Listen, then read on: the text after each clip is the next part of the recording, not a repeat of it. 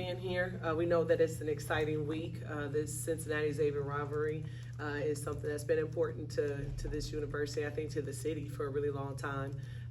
Of course, having been in it as a player, a GA, an assistant coach, and a head coach, I am pleased that it still exists. A lot of things kind of go away, as years and even decades go by. But I love what this game means in terms of basketball in the city, and we're excited to play in this game on Sunday.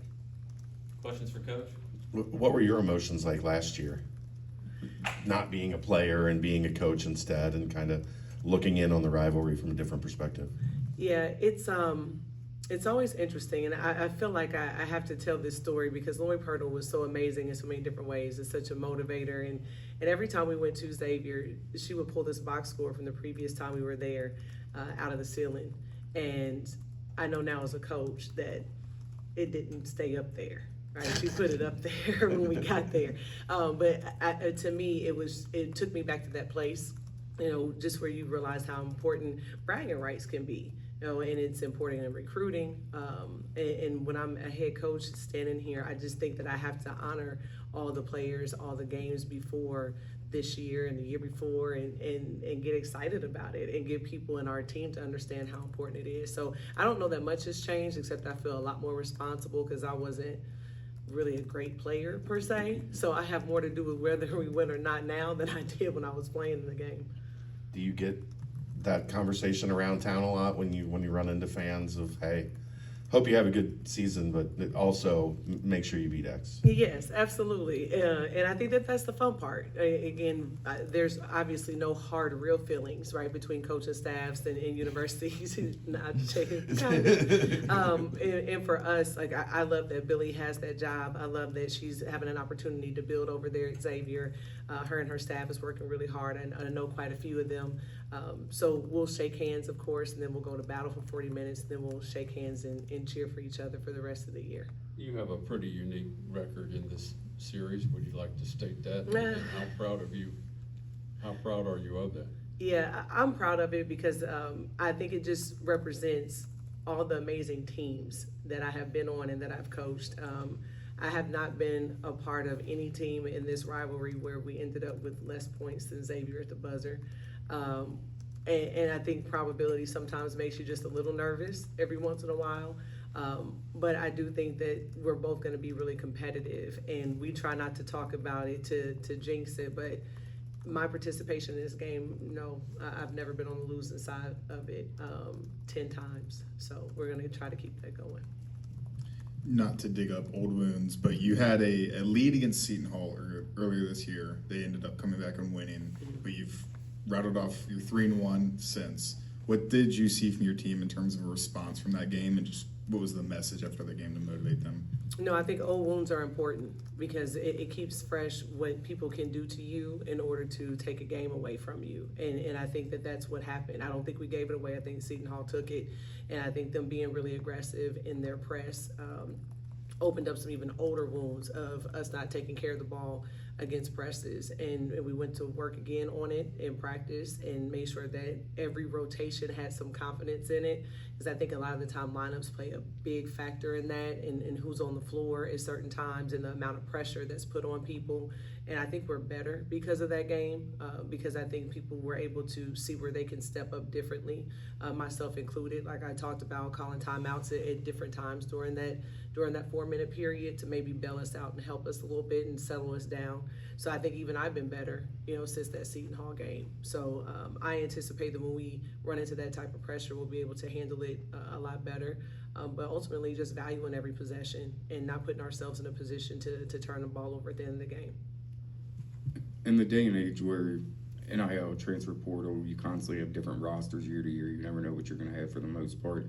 How do you go about driving home the importance of this game to your team each year?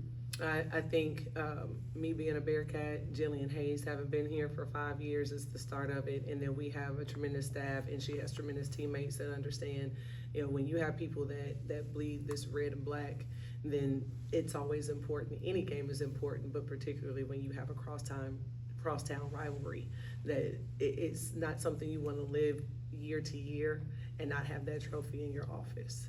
And I think that when people are bought into you, even though it may not be something they're used to, then they play that game really hard for you and they coach that game really hard for you. Jillian averaging nearly 20 points per game right now.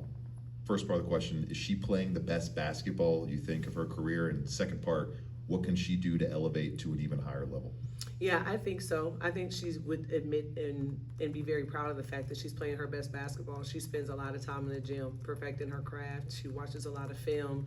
She's determined to leave this being the best season that she's had at Cincinnati, of course, for herself, but for her team and for us. And if you ask her, she'll say, yeah, I just show up every day to play hard for my teammates. And she gives us a lot of credit, but ultimately it's her that is just determined to be really good.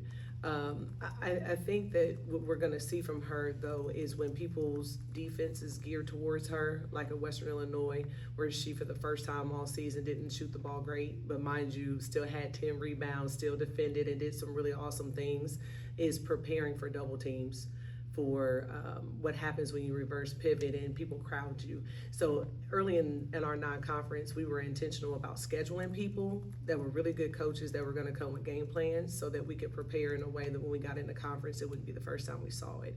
So I think that that's what you're going to see is a great bounce back from her as well. With the rivalry being so intense, are you doing anything different this week just so the team isn't getting too high or too low? Because the game is a game of runs, of course, but just are you doing anything different this week? Yeah, last year we just practiced and took some time off because it was finals week.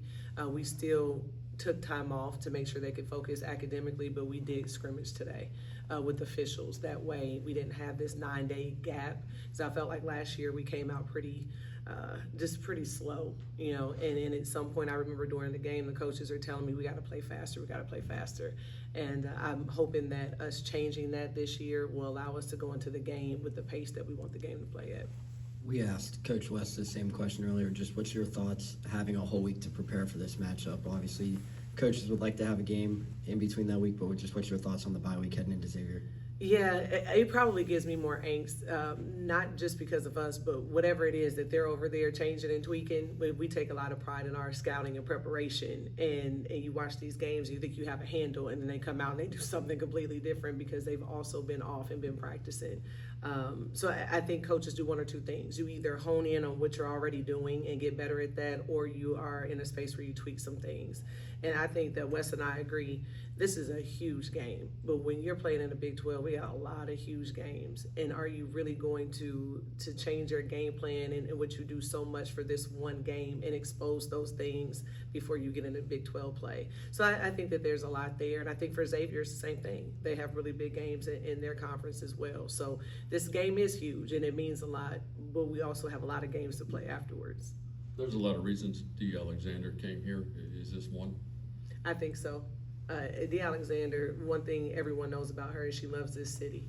Again, that she's like Jillian Hayes. And Jill could have gone a lot of places. Dee could have gone a lot of places, but there's something special here in the city. And I think being at UC, she knows that this rivalry for someone who does community service, who runs camps, who does things in the community here, being here and being able to play in this game and continuing to give back and to share her talents with us in this place instead of taking them somewhere else is always going to be something that we all respect about her.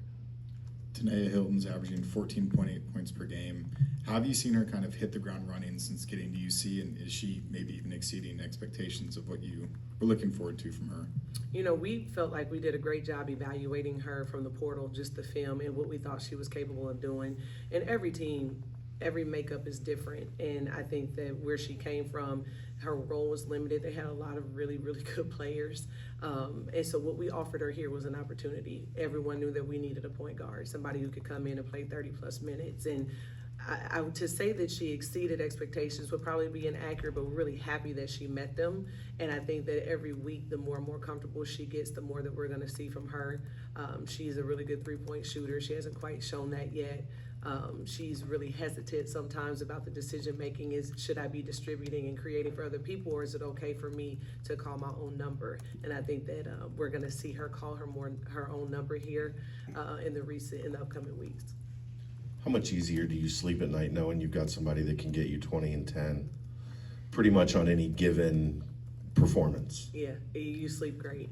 Well, because when you're talking about Jill in that 20 and 10, it's so consistent. Like you said, like you know what you're going to get from her. And sometimes the ball won't go in, and sometimes people are going to use two people to box her out, and it's going to make it tough for her. But one thing you know she's not going to do is quit.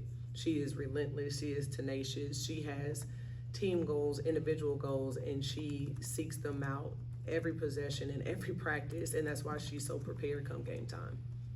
Reagan Jackson coming off a 29-point performance. Are you kind of seeing her get more comfortable in that role off the ball? I think so, and I think that that's her natural position.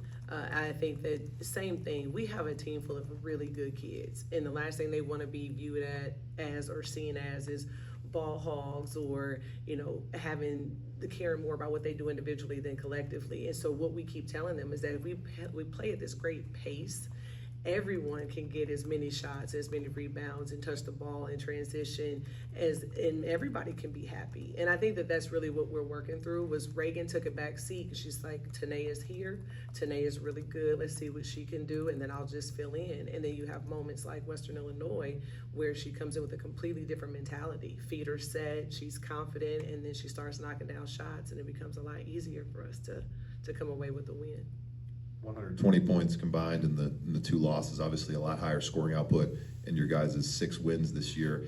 Is there anything offensively that stood out from the 2 L's so far that you guys can continue working on and carry into conference play in a couple weeks? I think so. Part of what happened against Florida Gulf Coast was when you have Tanae and Chloe in foul trouble, it left Ari to be our point guard, and she'll jokingly, seriously say that is not the space I want to be in like a year ago. But I thought she did a pretty good job, and I thought the team stepped up and we did a great job defensively, holding Florida Gulf Coast to 19 points and only 2 made threes in the first half was really good. I think we got in that second half and lost our discipline a little bit. But I'm with you. I think we were good enough defensively, scoring-wise. I think it just hurt us not having Tanae and Chloe on the floor. They can create for themselves and other people. They get downhill. They draw fouls. And us missing that component in the first half, I think, had a lot to do with it. Any other questions for Coach? Thank you. All right,